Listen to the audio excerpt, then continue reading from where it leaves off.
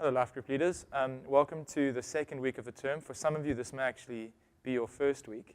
I think this is going to be a great term. The fourth term can sometimes be challenging for us leaders because people have got a million other things in their minds and they're trying to get to all sorts of different events. And so sometimes keeping people at life group, and then for the ones that do come to life group, keeping them engaged can be a bit of a challenge. So the sort of Brains Trust has put their heads together, and here's what we think we want to do this term, is make life group quite a punchy, testimony-based, faith-building evening versus a long, drawn-out, reflective, kind of theorizing about Scripture, Bible study type evening.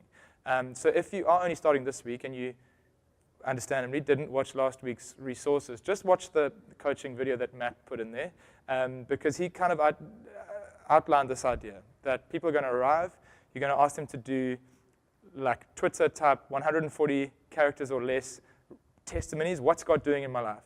What has he done that's been wonderful? What are the things that I'm struggling with that I'm needing God to break through in? What's he been saying to me? Those kinds of quick, punchy questions so that the evening starts with testimony, then moves quite quickly to prayer and sort of active engagement in the things that people are facing. So you'd start with testimony, here's what God's been saying to me. You'd then move to, okay, what's the need?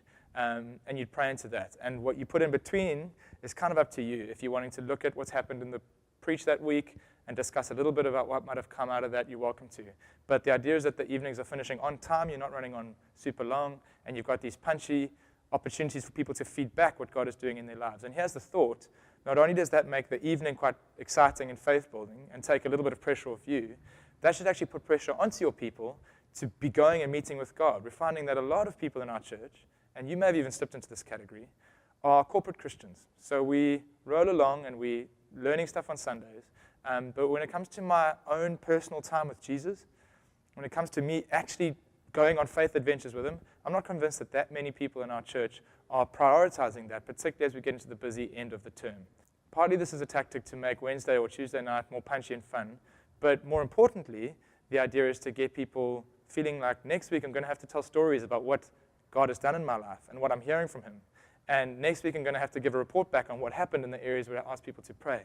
And so this should spur your people on to love and good deeds. Speaking of which, that is the Hebrews 10 passage that we've been centering around. And so the idea there is that we are called as a community to encourage one another to active love and good works and not to neglect meeting together. That's the sort of watchword here.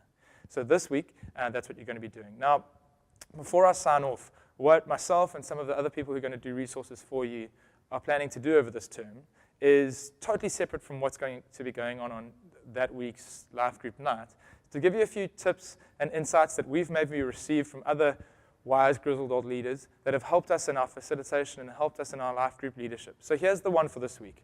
I want to talk to you a little bit about the idea of safety.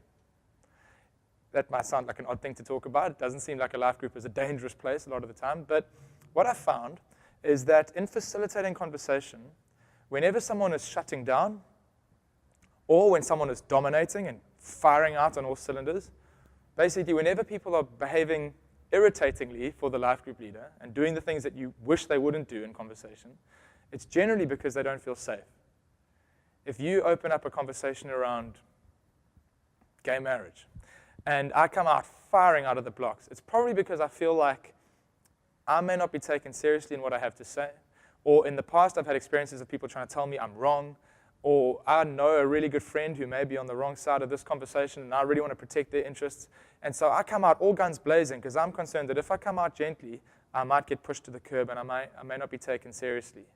On the other extreme of that, if I'm clamming up in conversation, if I very rarely volunteer much of myself, if I just give the Sunday school answers and nothing else, once again, it's probably because I don't feel safe to really tell you what I think or to admit what I don't know. So the facilitator's greatest weapon, I suppose that's an ironic thing to call this, is creating a safe place. And a safe place is a place where everyone in your group can be convinced that no matter what they're about to say, no matter what their view on a topic may be, no matter what their blind spot or ignorance may be, that their contribution will be respected and will be allowed to stand for what it is. I've been in life groups where some left field stuff has been said, and really, really wise, cautious leaders have been able to somehow find the gem and the gold in the thing that the person has said. And more importantly than that, even if you're about to suggest that what they've said maybe contradicts Scripture, has been able to reassure the person that they are valued, that they're intelligent, that their opinion, not just that one, but all their future opinions are going to be taken seriously. And having reassured them of that, are then able to really respect what they've said and engage with what they've said. Your job may often be to hold your own brakes on, but it might also sometimes be to put brakes on other people who you, if you start to think with the safety lens, realize are causing other people to feel unsafe. And that person coming out guns blazing isn't doing it because they're nasty and irritating and want to ruin your night. It's because they're not convinced that they're safe. So I just want to put that out there. And this week, and from now on, as a facilitator, as you're trying to create an environment where conversation can happen and learning can happen, try and work out how to make it as safe as possible for everyone who's got stuff to bring to the table. Your plan for this evening is to hit that Hebrews 10 idea of encouraging one another to love and good works. Testimony, prayer. And you can chat a little bit about serving and the attitude of a servant, which is what was spoken about on Sunday. But you're keeping it short and punchy. And if you didn't see last week's resources, check them out so that it all makes more sense. Enjoy yourself.